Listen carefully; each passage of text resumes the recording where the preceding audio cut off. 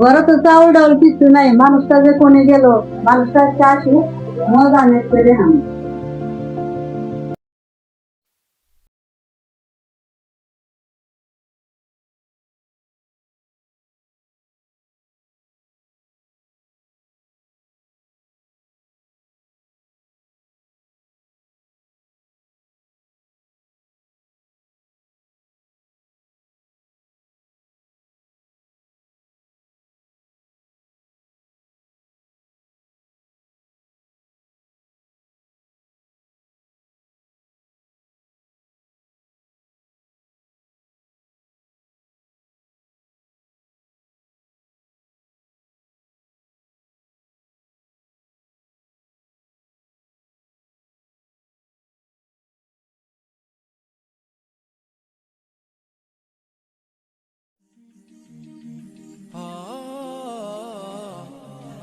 ভাই তুই আমার যে উপকার করলি এই উপকারের প্রতিদান আমি কোনোদিনও বলবো না। যাই, এই টাকাটি দেওয়ার পরে আমি অনেক খুশি হলাম। তোর ভাবি নিয়ে কিছু কিনে নিয়ে যাই। হ্যাঁ ভাই যাও, কিছু কিনে না ভাই যাও। হ্যাঁ থাক ভাই।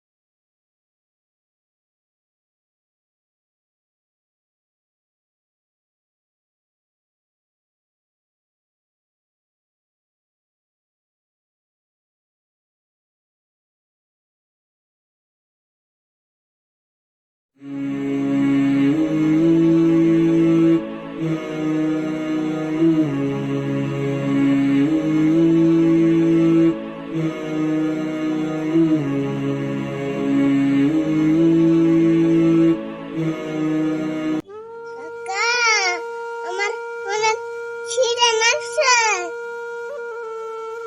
আমারে কিছু কিনে দাও। মাত্র 100 টাকা আছে, এমনকি বাড়িতেও কিছু নাই। মা, তুমি এত ছোট মানুষ, এইখানে কি করো? তোমার বাড়ি কোনে? আমার মা বাবা কিছু নাই, আমি নাচতে থাকি। তুমি কিছু খাবার দেবে? অনেক ক্ষুধা লাগছে আমার।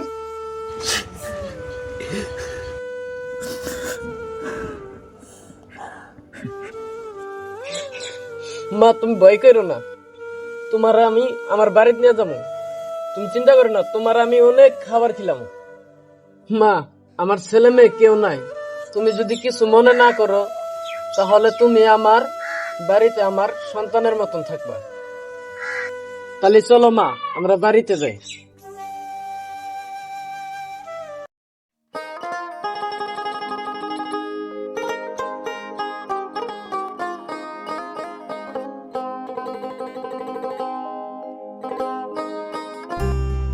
এই যে বাজারে গেল চাউলের কথা কইয়া, কোন যে আসবো তা তো খবরই নেই।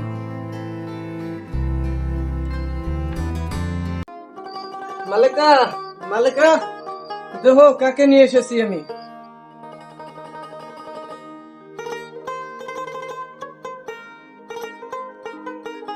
এ মেয়েটা আবার কে? মেয়েটা অনেক খিদা পেয়েছে, তার দুনিয়াতে মা বাপ কেউ বাইসা নাই, এমনকি মেয়েটার ঘর বাড়ি কিছুই নাই। তাই ভাবলাম আমাদের তো বাচ্চা কাচ্চা কেউ নাই, যদি এই মেয়েটাকে আমরা সন্তান ভেবে মানুষ করি তাহলে অনেক ভালো হতো। তা তুমি কি কও? নিজেই ঘরে খাবার পাইতাছি না, কোথায় থেকে জঙ্গল মঙ্গল তুমি টাইনা নিয়ে আসছো?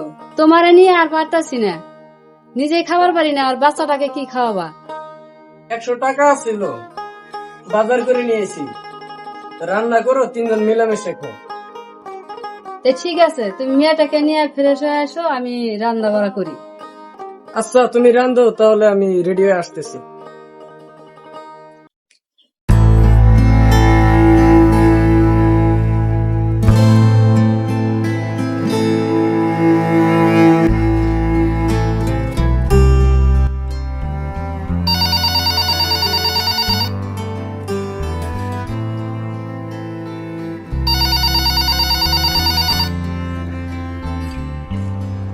আচ্ছা ভাই, আপনি যে আমাদের অফিসে যে আপনি ইন্টারভিউটা দিছিলেন, তো আপনার চাকরিটা কনফার্ম।